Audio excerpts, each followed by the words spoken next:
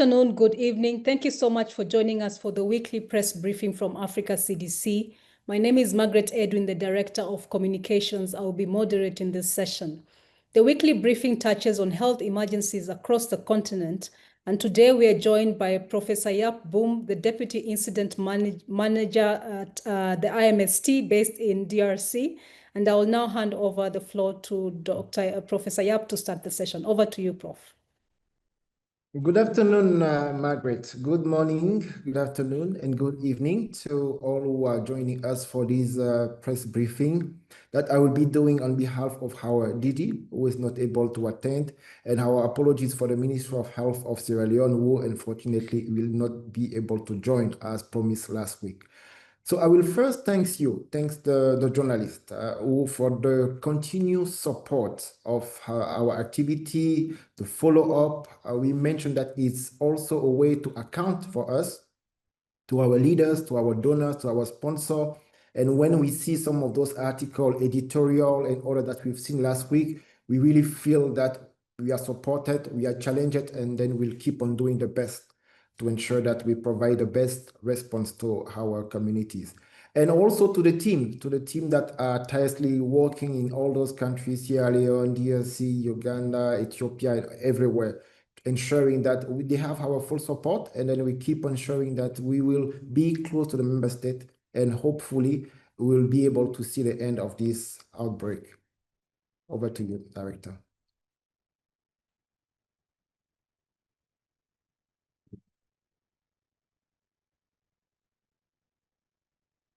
Next slide. So this week has been happening the African Health XCon 2025, which is happening in Cairo.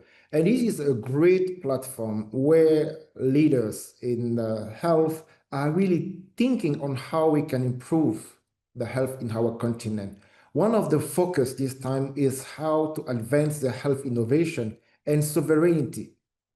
And the focus area is how we can strengthen the Africa health regulatory system for quality medicine and healthcare product, advancing health sovereignty through local production and reduce import dependence. That has been one of the key pillar and advocate of Africa CDC and local manufacturing agenda. And the third one, but not the least, is really the fostering partnership to improve regulation, digital health, and capacity building. So really it's the time where we pause as a continent to see how we can embrace the model tool. We've talked about the AI and many others to ensure that we are the more inclusive and to build future-ready health system. Next. Another big event for this week is the getting out this article that was out in Vaccine on the strengthening national regulatory authority in our continent. So this is really a critical step where we really want to enhance the local manufacturing of vaccine and health products. So as in one side, we are pushing the agenda, the tech transfer. In the other side, it's critical to have the adequate regulation. So we have 8 countries that have reached WHO maturity level 3, and which is completely a significant milestone in strengthening medicine and vaccine regulatory system. So here we are looking at 2 things. First, how we can keep on improving the regulation, enable safer, faster approval of locally produced medicine and vaccine, boosting the self-reliance, so that once we have one product that is approved in one country, how to fasten the process so that the other countries could also endorse that medicine or that vaccine.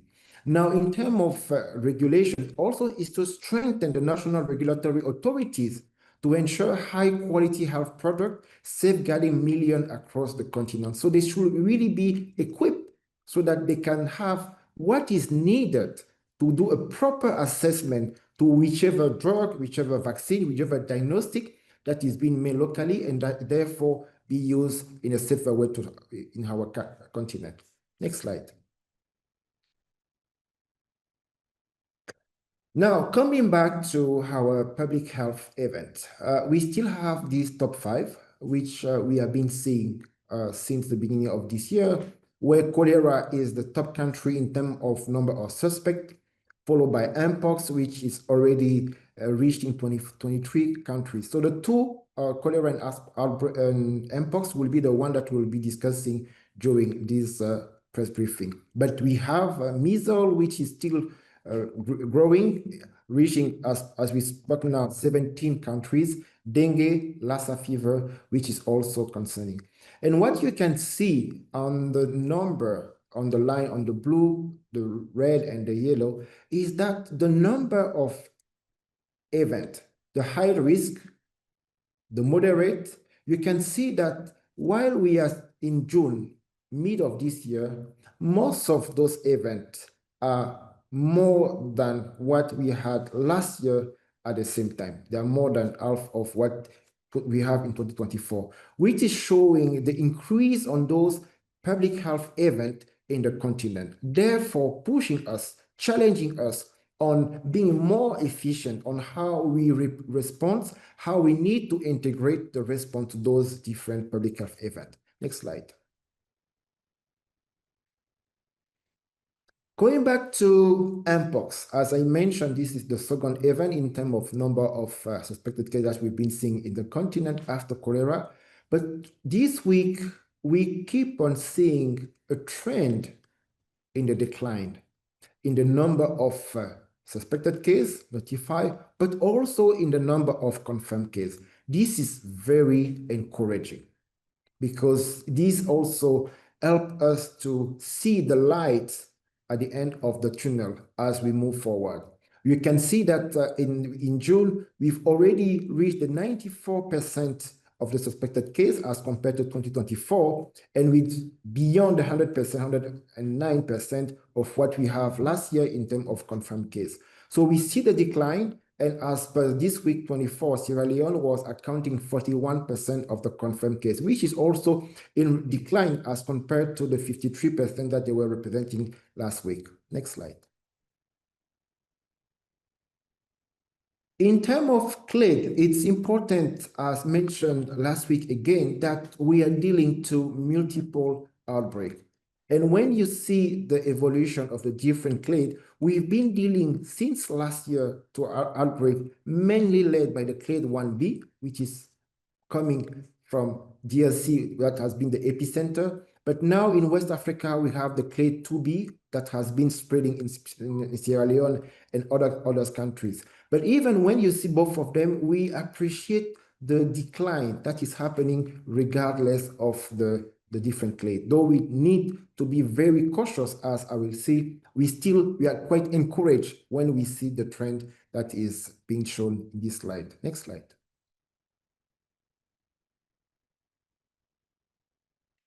The top countries that report 87% of the confirmed case, naming the DRC, the Sierra Leone, and the Uganda, are also showing that decline, though they still represent 87% of the confirmed case and 91% in the week to 23. So we appreciate that decrease, which also showing that other countries will start with, that I will show later on, also account for a bit more than the case that we were seeing last week.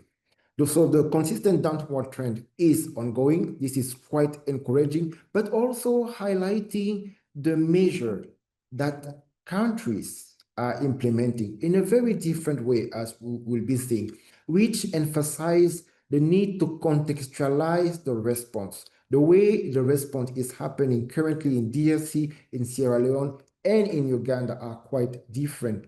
We've mentioned the DRC is affected by the clade 1A and 1B. Sierra Leone is 2B, while Uganda is the clade 1B. So they have different clade, they have different social behavior, and then they are all pushing with the support of the continental IMST to ensure that the response is really contextualized and the solution adapted to their community. Next slide.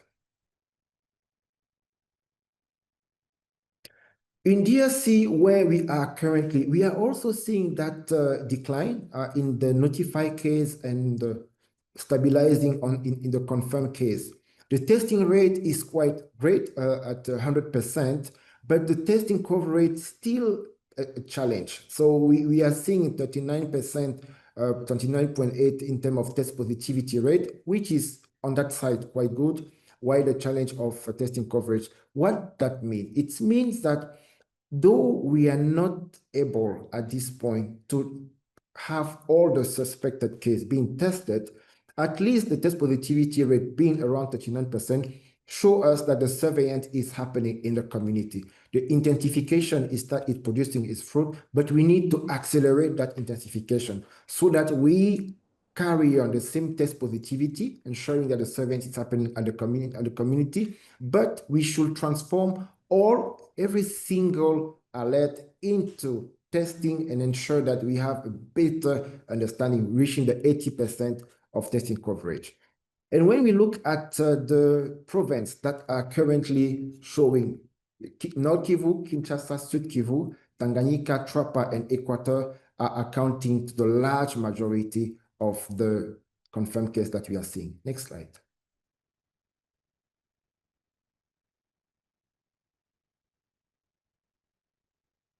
Now, in Sierra Leone, where we had the high-level visit last week, we are also showing that encouraging decline. You will see in the notified case, we are 282 as compared to 357 last week, but also in terms of the confirmed case. So this is very, very encouraging. Moreover, testing coverage is very high, 100%, as well as the testing rate. And the challenge remains on that test positivity.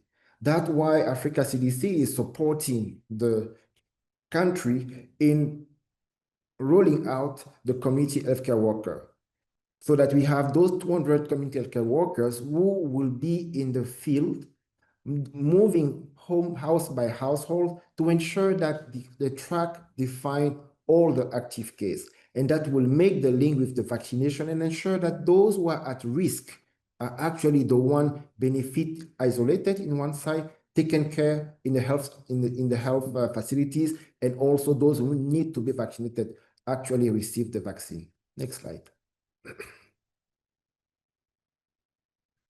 Now, Uganda, which is, as mentioned, is affected by the clade 1B, the situation is stabilizing.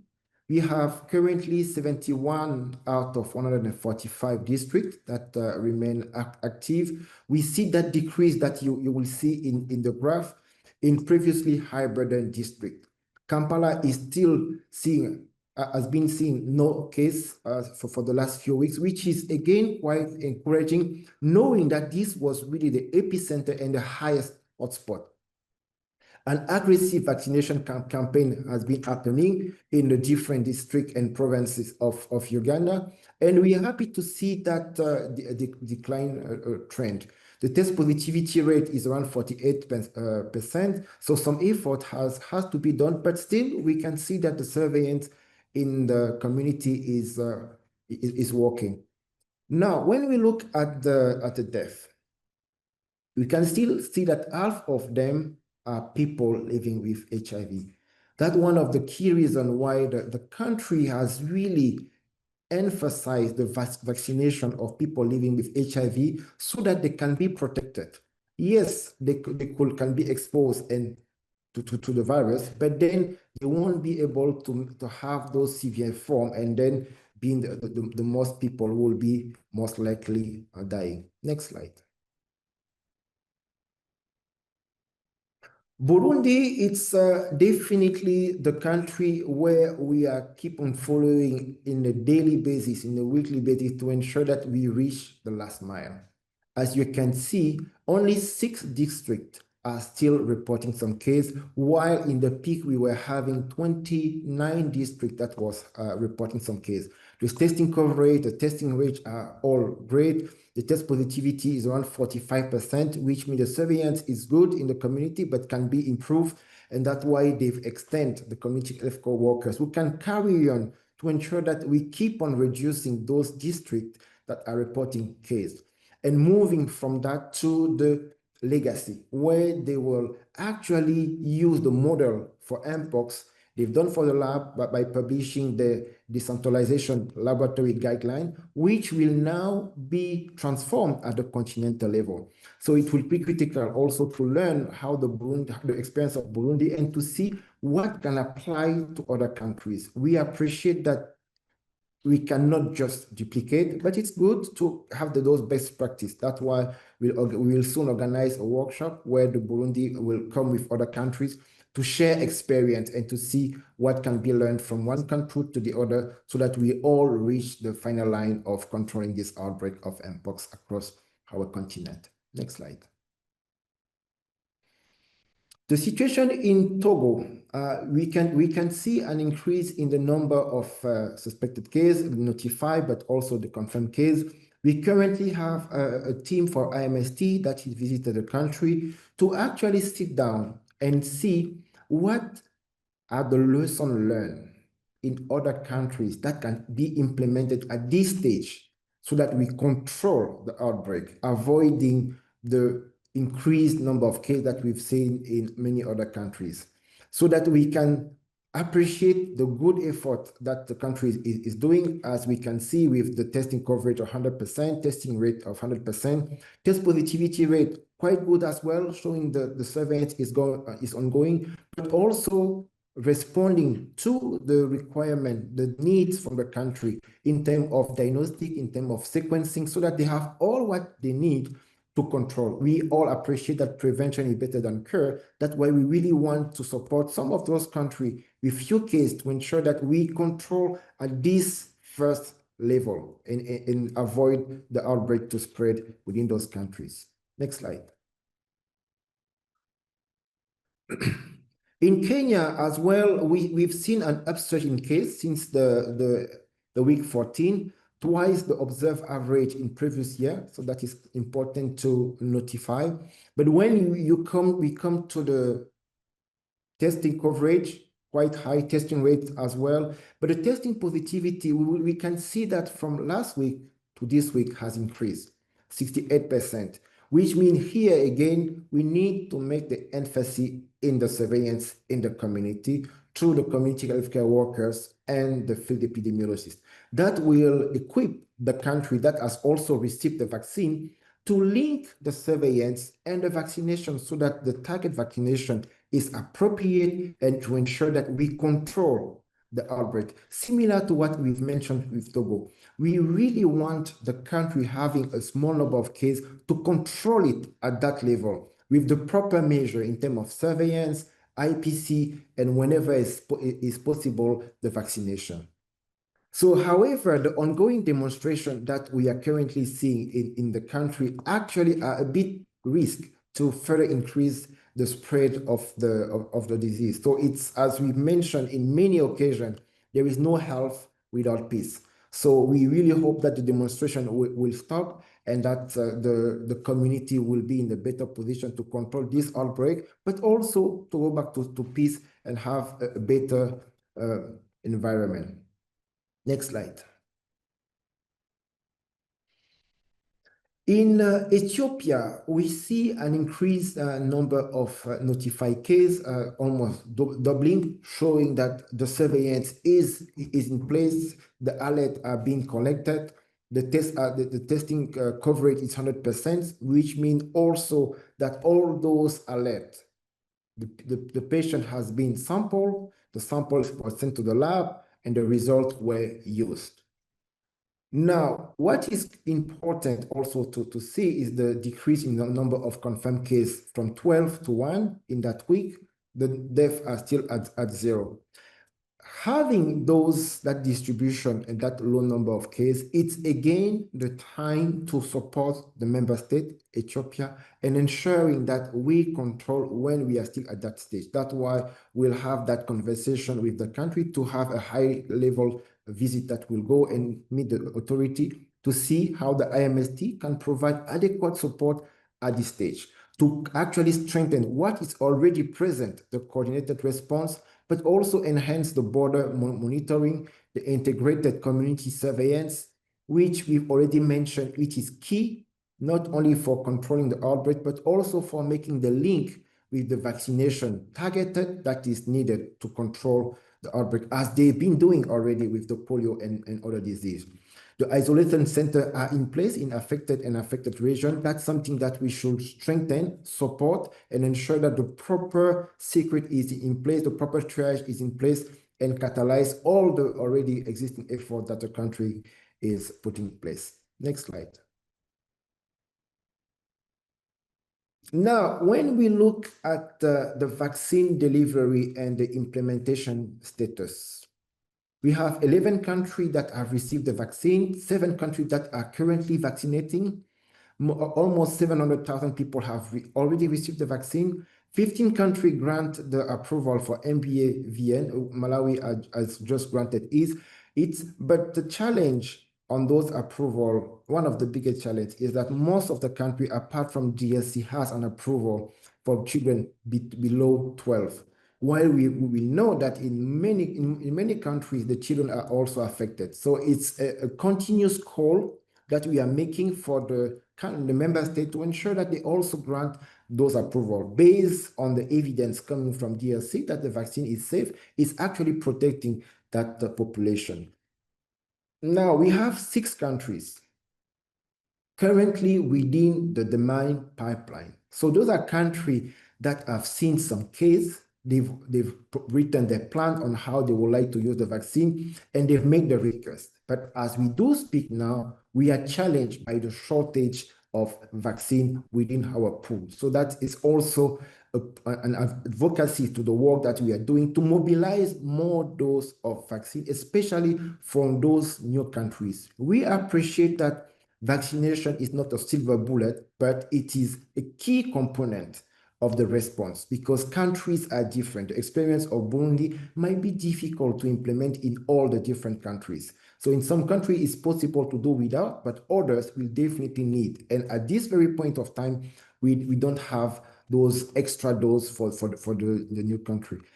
The new shipment of Uganda has just received 97,000 doses, which is part of the 3rd round of allocation. Next slide.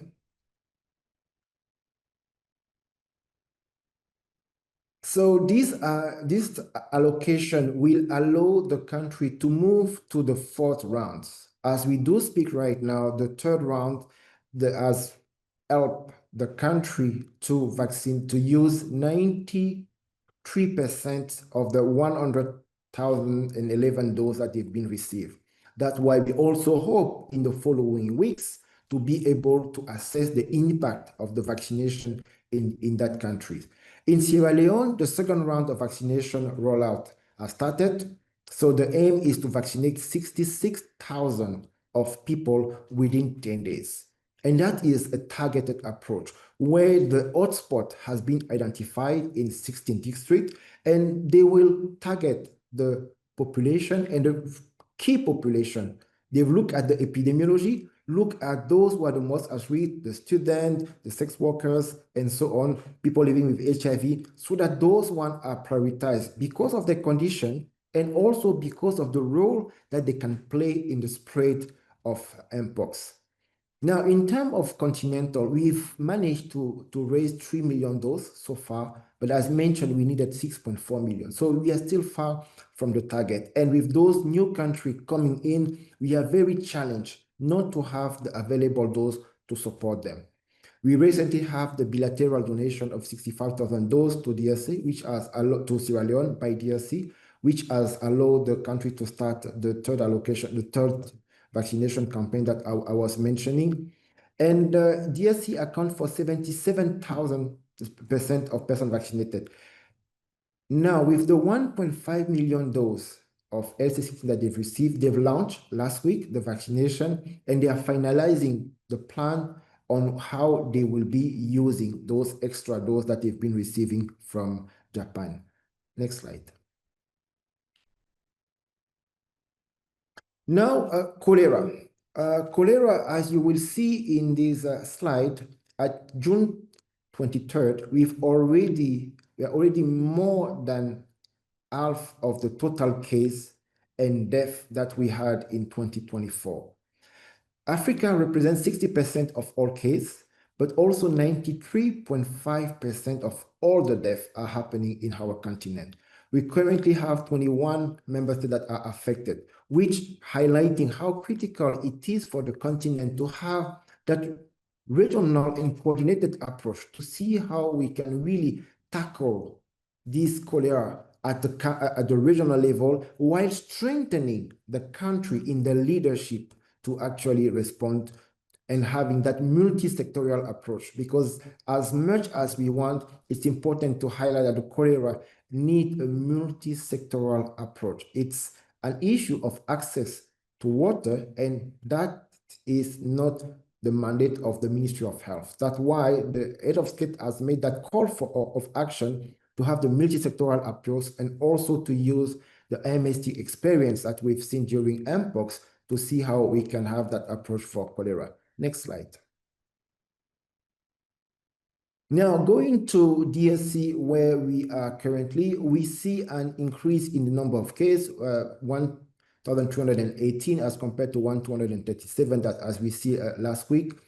We still see an important proportion of children are affected. 40% of the cases are actually children.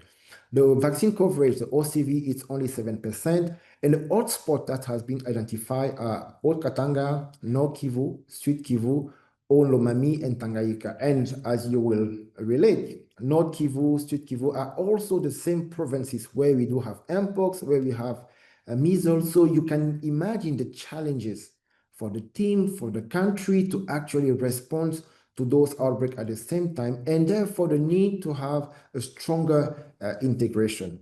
But some of the drivers include the flooding, the increased water contamination, especially in the South Kivu that has been affected by the crisis, but also in others like Tanganyika, the cross-border spread, and the collapse of the urban water system. So when you look at it, you really appreciate that it's far beyond being an health issue, and the advocacy to embark other ministry like the Ministry of Water and Sanitation, the Ministry of Finance, so that the fund might be available, is really critical. And this is why the head of state have recommended, as I already mentioned, to have that regional coordinated approach to address the challenge of cholera in the continent. Next slide.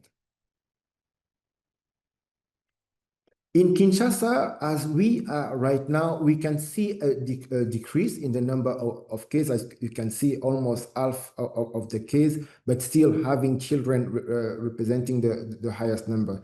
And this is due to the recent flooding that has been reported a few weeks ago, which continue to increase the risk of spread affecting the vulnerable population. I mentioned 40% of them are children, but this is happening mainly in slum and planned settlement, highlighting also the connection between cholera and poverty. So it's really requires a strong political approach to respond to this outbreak in Kinshasa, in DRC, and in other countries, as I will just see later. Next slide.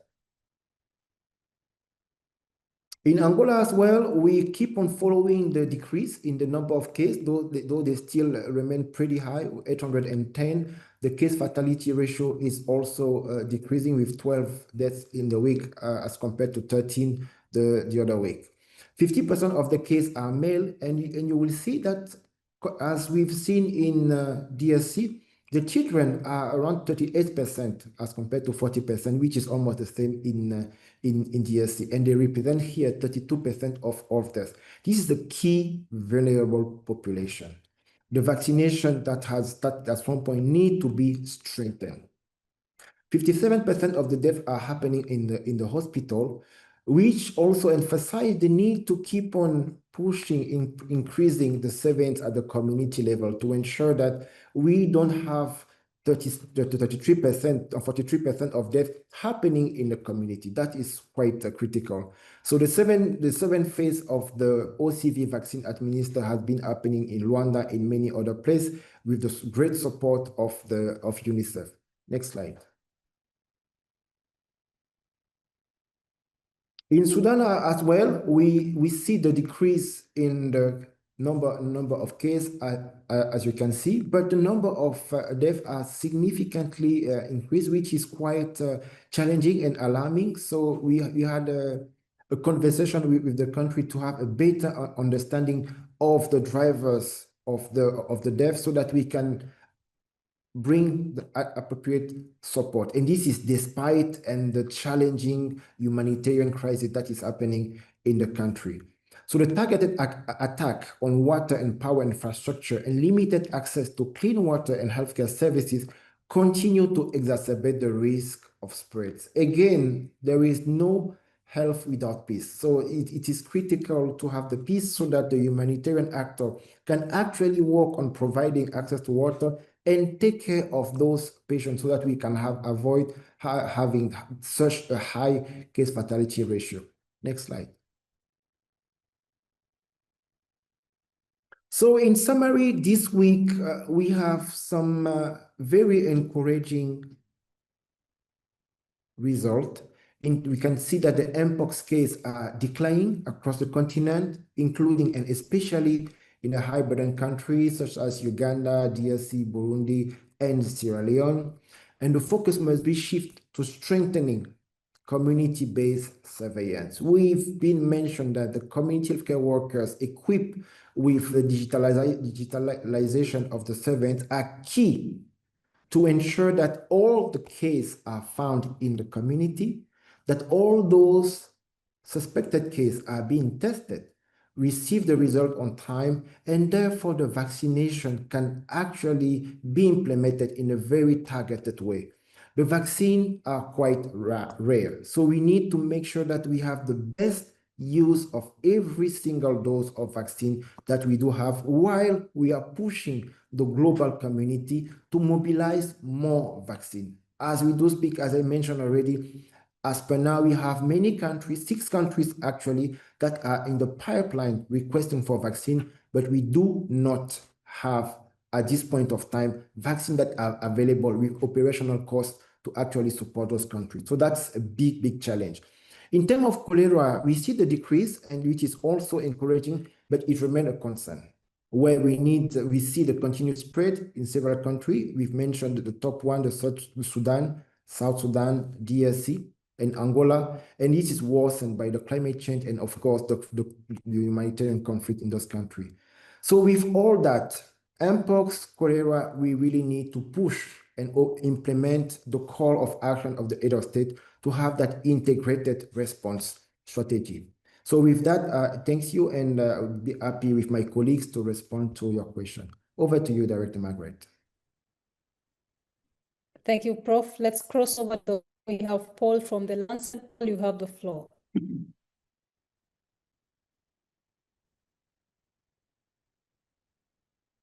Yes, thank you very much. So my first question has to do with around health security. A couple of weeks ago, May 29 to be exact, the WHO announced the extension of a program that also involves Africa CDC, which is the HSPA, that brings together health and security. And I think it was first started out in 6 African countries. Now is expanding to Rwanda. If it's possible, I'd like to know what the insights from the test phase of this initiative is. And considering that the second phase has a deadline of 2028, I'd like to know if one of the bigger plans is to integrate the uptakes from this initiative into national health systems. And I also want to have a question around genomic surveillance. Recently, I read a paper from Nigeria that showed that sustained human-to-human transmission of Mpox has been going on since 2014. Do we think the nature of transmission of Mpox is going to impact how we respond to it, probably as a human infection, as an endemic human health threat, rather than a zoonotic spillover? And if I can just squeeze in one more, I don't know, are we expecting to have CPHIA this year, or a decision has not been made yet? Thank you. Thank you, Paul. I'll hand over to Prof for his response. Prof, over to you. Yes, thank you, Paul, for your great question and for sneezing all of them within one time. So I will start with the latest one, the CPHA. We are really working on that. So as soon as we have the outcome, we will communicate broadly on the date and the place where it will happen. So now on the transmission, it's true that we are moving from a zoonotic disease where we were really seeing the spillover that are still happening in some countries. In CAR, for example, we are really mainly relying on the spillover, while in other countries, Sierra Leone, Uganda, and other is only human-to-human transmission. Is it going to change how the way we respond? Definitely. That's why it is critical for us to document, to use the genomic sequencing to ensure that we are in the best position to track the virus. Just one example. You mentioned Nigeria. So in Nigeria, we were moving from animal to human, but with those different mutations and the spreads currently is mainly human to human, which is happening in Nigeria, but which is also happening moving in Sierra Leone, which means depending on the clade, depending on the country, we must have a different approach. When we will, for example, target in a country like Central African Republic, in terms of people that you would like to target in terms of vaccination, you will definitely include those people who are in contact with the animal. You have the people who go to the hunters, the sellers, and so on. But when you will go to other country like Uganda, you will definitely don't look at the same population. So we are learning as we go through this outbreak, and then we'll come with those revised guidelines on how we respond to this outbreak. 2 weeks ago, we did the same exercise for the case management, where we have different partners led by the WHO to look how we can use the lesson learned in terms of case management of Mpox in different countries, looking at a different plate because we have different manifestation. So we'll do the same thing for the different pillar, and then we'll have a response that will be easy for member states to contextualize, not based only on the country, but based on how the outbreak is starting. Is it from the animal side or is it strictly from the human transmission? Now, in the issue of health security extension, it is definitely one of the key points that is being discussed at the ESCON. So I believe that next week, once it's done, we'll have more information and we will be able to provide to you more insight on how we are moving on that point. Thank you. All right, let's cross over back to the floor. We have Kemo Cham from Mano Reporters. Kemo, you have the floor. Over to you. Hello there. Thank you. Doctor, you spoke about the need for member countries to consider vaccinating children. I would like to know, when you engage these countries, what are the main reasons that they are for not doing that now? And while at it, if you can mention what response you got from Sierra Leone in particular. Thank you.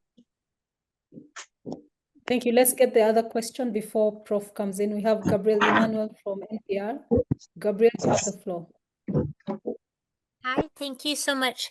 I actually had a question about FuseNet, the famine warning system. It went offline a little while ago due to the Trump administration reviewing the funding.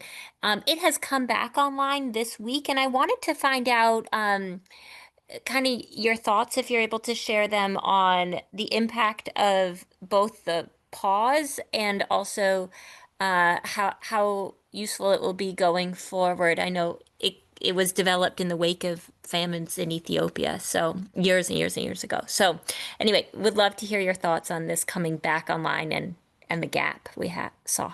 Thank you. Sorry, Gabriel, I didn't get exactly the tool you mentioned. Oh, yes. It's called FuseNet. It is the famine warning system that was funded by the US, although implemented by a partner who they contracted with. FuseNet. It's an acronym that stands for, I think, hold on, I can tell you exactly what it stands for. It stands for the Famine Early Warning Systems Network. And it went down months ago with the Trump administration. It was relaunched on Tuesday.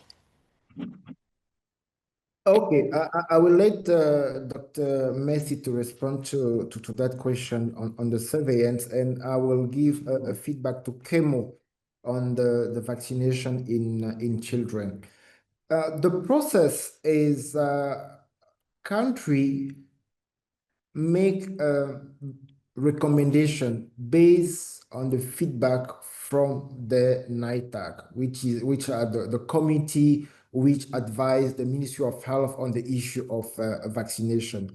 So the first question that was asked for to most of those NITAG, based on the evidence that was available, was whether they can use the vaccine, and the vaccine approved in those 12 to 8, beyond 12 years old. So that has been the case. So now most of the countries are still in the process of going back to those NITAG, and currently, as we do speak, there is the RITAG, the regional body that is sitting in Brazzaville, the other side of where we are currently, discussing how they can have a regional approach to respond to such questions, such like the one we are asking in children.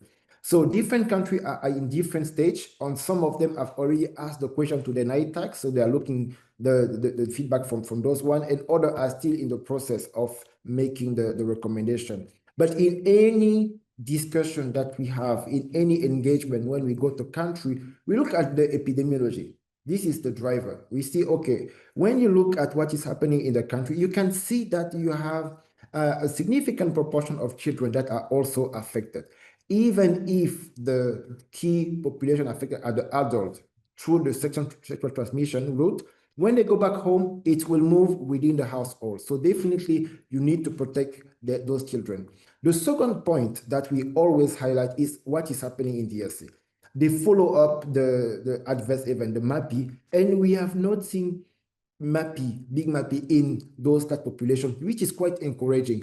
And as mentioned, more than 27% of the population vaccination in DRC are children.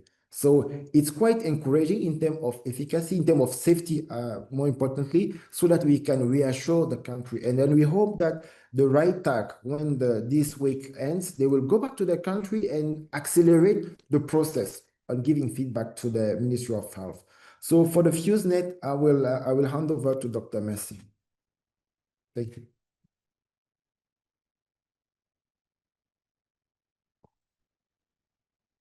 Thank you so much, Prof, for that question. I think that's a very important one, especially if you're looking at the impact of the global freeze on some of the early warning systems, especially looking at it from the FuseNet, that's really supporting the different countries, especially those that are hit with food shortage or say food insecurity. I mean, that's really pertinent. But as you know, the mandate of Africa CDC is mainly around ensuring that we have resilient health systems that are able to prevent and also prepare as well as respond to public health threats. However, we have other AU agencies who are mandated to look at those critical issues like the AU NEPAD, as well as we also be checking with our colleagues from the AU AIBA, who are also supporting the animal health and of course food production within the animal space, to also understand how they have been tracking these issues, and we'll be able to consolidate those findings and come back to you. So we have other agencies that are really mandated to follow up on poverty eradication as well as food insecurity. Over.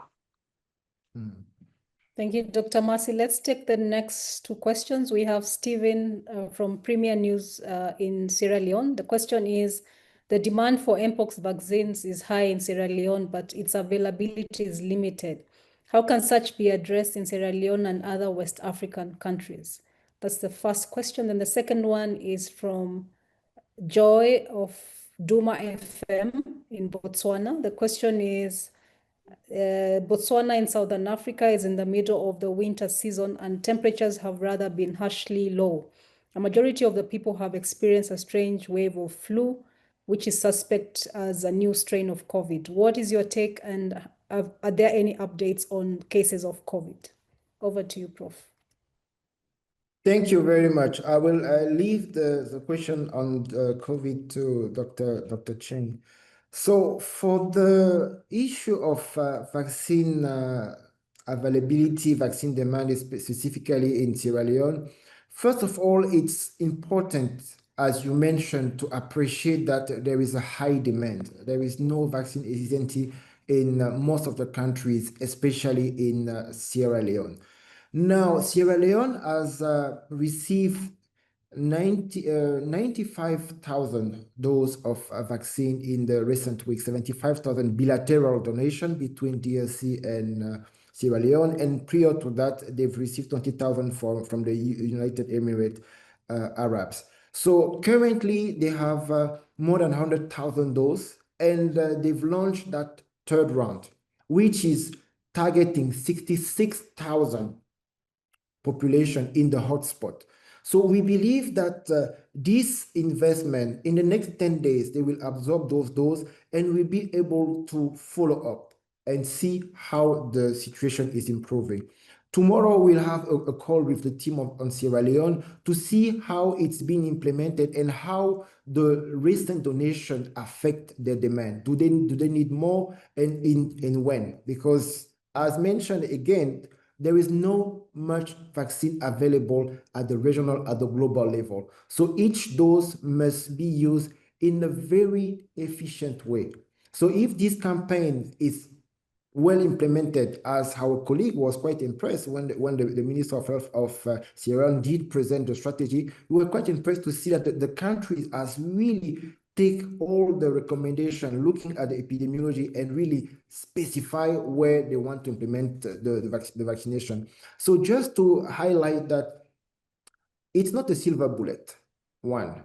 Two, it has to be used in a very efficient way. In Sierra Leone, in Uganda, in many of those countries, because we have those 6 countries that are in the pipe asking for a vaccine. But before we reach to the vaccine, we need to use all the other response that we have in our mind. The community-based surveillance, the IPC, which will be able to help us to control the outbreak as we did all together in Burundi. Thank you, Prof. There was another question on COVID-19. To Dr. Merci. Yes, thank you so much. So I think this question came out last 2 weeks when we had the last briefing around the new variant for COVID. And we initially had mentioned that, yeah, this is a variant, of course, stemming up from Omicron. And from the available information that we do have at the moment, there is really nothing to be alarmed or to be so worried about. For if it's actually the NB181, which is the Nimbus variant that's currently being reported. It's a variant under monitoring as per the WHO definition. And while there are a number of cases that have been reported across the continent, in other countries, say in the US, that we have substantial data on, as well as other European countries that have reported the same, we're not seeing high case fatality rates. We are also not seeing high hospitalization rates, which are the 2 markers that really point to severity of the variant. So for that, if that's the variant we're looking at, then nothing to really be alert of. But we keep a close eye on it, and we continue to monitor. On the continent, we've also received similar reports, especially for countries that have established the influenza-like illness, as well as the severe acute respiratory infection surveillance system, which is the SARI system that countries are actually using to monitor influenza and acute respiratory diseases. Some countries have been able to integrate COVID into that space. So amongst the diseases under that group of influenza-like diseases, so they are currently monitoring, and this is currently being done within the sentinel sites that have been established. An example is South Africa, that has a very robust sentinel surveillance for SARI, and they're really doing a very close monitoring on the same. So if there's anything that would call for alarm that Africa CDC needs to come out to the press, to tell the press, to talk to the press about, definitely we'll be bringing it out. But as of now, the current information that we have based on data that is available does not really point to a situation that should be worrisome. Oh. Thank you, Mercy. This also highlight that we do have those outbreaks, those public health events, and we'll have much more than them. What is important is not that we'll reach the 0 case in every country.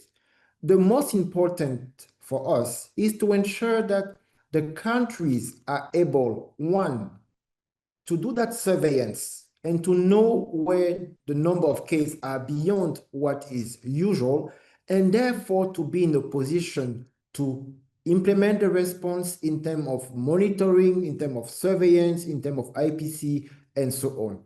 So this is also what happened today in DRC, where they were having a meeting on asking, where do we want to go in terms of Mpox? When are we going to tell that these provinces or the countries is out of Mpox? Which does not mean 0 case, but when region will go back to the level of endemicity. So this is important to highlight, because we might not reach to 0 Mpox case at the end of this outbreak, but we will have to decide what is the level that we support reasonable, because countries are equipped to adequately respond and control the disease.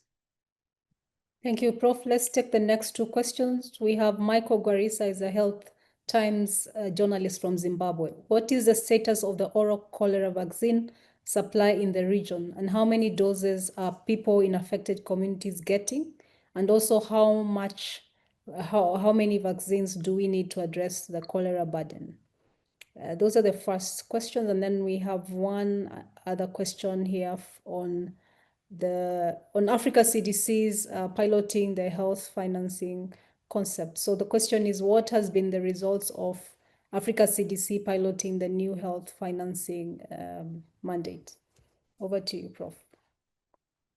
Thank you. So on the actual stock for the OCV vaccine, we will see if Dr. Mercy has them. If not, we'll communicate later on. For the health financing concept, we are happy to see that, first of all, our Green Book has been adopted by quite a number of partners, a number of institutions, which is already a great sign. We are also happy that at the highest leadership, we have countries like Angola, who has decided to support financially the continent. We are also encouraged by the conversation that has been happening with private, like Ethiopian Airways and so on. So it's too early to actually assess how far we've reached, but we have significant positive sign on the adherence of encouraging within the continent how this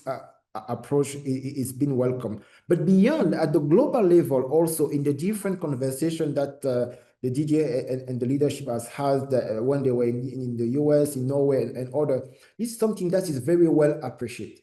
The fact that we are pushing countries to increase their domestic funding.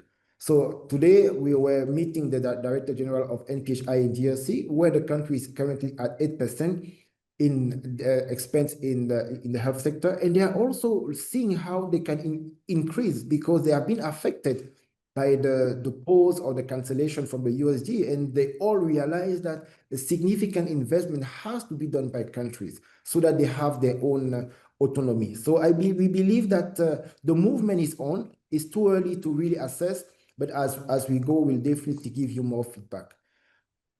Dr. Mercy, do you have the answer on the question of the OCV supply available?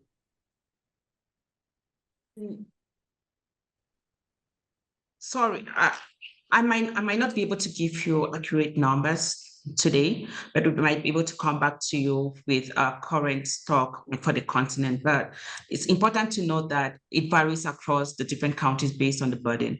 So we have stockpile that's available for that can be readily disbursed or shipped, to the different affected countries at a go. But in case where we have outbreaks in multiple countries, there's also that opportunity for the production, for more production and shipment to the continent. For instance, last year, this year, Sudan is receiving over 1 million doses of vaccine from ICG, and also they received last year over, I think, 9 million from UNICEF. So different partners are also supporting, just the way we are doing mobilization for Mpox vaccines to affected countries. But the details are for the entire continent, that which we're not able to provide today. We might be able to look deep into that and bring you accurate figures next week. Thank you, Dr. Mercy. Let's take the last two questions from the chat box. We have one question regarding the health sector emergency plans or annual interventions strategy. The question is, has Africa CDC done a strategic impact assessment or an M&E evaluation follow-up on regional medium-term emergency programs or projects, especially where we have diverse seasonal outbreaks? That's the first question. And then the second one is on coordination of efforts between Africa CDC and national health ministries to ensure equitable access to Mpox vaccines and treatment, especially in high-risk communities. Over to you, Prof. So thank you. For the first question, it's really spot on. We are in June. We are really at the midterm when those assessments are being done. Most of those data are being collected, and as soon as we have the outcome, therefore, we'll be very happy to share with the community and the journalists. So on the coordination, Africa CDC and the country and the Mpox vaccine is actually not Africa CDC. We have the IMST, where we have Africa CDC, we have WHO, we have the college, we have all the partner, UNICEF, Gavi, that are critically involved on the mobilization of the vaccine, on the supply chain. We have all those donors, the ERA and so on. So we have a very transparent and strict mechanism on how we support countries on their plan based on the epidemiology to assess the quantity of the vaccine that they need. And this plan is now assessed, and then we compare the plan with the epidemiology, but also to the dose that are available. And once we respond to country, we have this one-on-one with country to explain how the allocation are being made. As mentioned, Uganda just received 97,000 doses, which is part of the third allocation. Sierra Leone will be receiving 50,000 doses based on still that third allocation. So we have that communication with countries. And also the new country, the sixth country that I've mentioned in the pipeline of receiving vaccine, we have that conversation highlighting that once the vaccine are available, what can we strengthen in your response, so that you can still control while we are mobilizing, when we are looking for vaccine to be more available. Thank you. Over to you, Director. Yeah, thank you, Prof. And with that, we have come to the end of the weekly briefing this week. I'll hand over back the floor to you for your closing remarks. Over to you, Prof.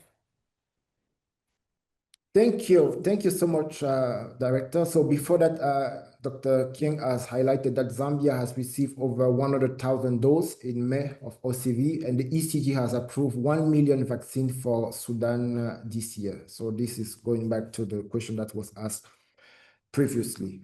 So to conclude, really, it's to say thank you. Thank you for all the colleagues who are fighting. It's a fight in different countries to respond to Mpox, to cholera, and other outbreaks.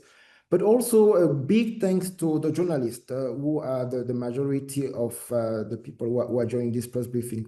Why thank you? Because you are supporting us, you make us accountable, and we appreciate when in an editorial you emphasize the African leadership that also need the global responsibility. It's also contributing to appreciate that as IMST, we have much more partner than the 28 that we are always mentioning. We also have you as the journalist, because you are catalyzing our effort and ensuring that those who are in the position to support actually support, but also in the side of the member state to have the proper information, because all of you, based on the question you ask, you will go back, you write an article, and your leaders, your community will better appreciate what is going on. Your questions are also pushing us, challenging us, and ensuring that we can triangulate the information so that the response we provide is actually adequate and homegrown solution. So with that, we thank you, and then we'll be happy to be with you next week, Thursday, same time,